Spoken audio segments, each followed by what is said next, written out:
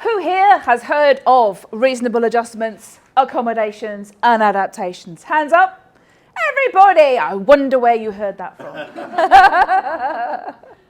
Now the thing about these things is a lot of people believe that it's going to cost them a fortune, and worse than that, that it somehow gives you an advantage over everyone else.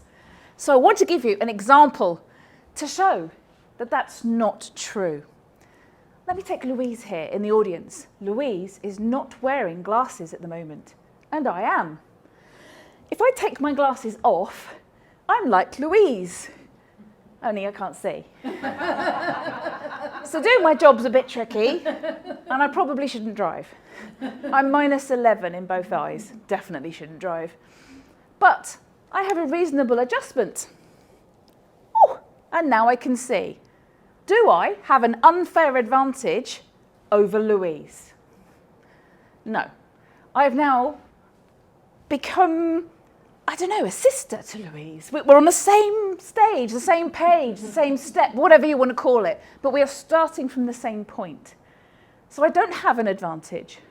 What I have is a reasonable adjustment, and it didn't cost anyone anything. Well, it cost me, obviously, but it didn't cost my business anything in order to afford me that reasonable adjustment. If I bring my headphones in from home because I need to manage my own space because sound is tricky, doesn't cost the company anything.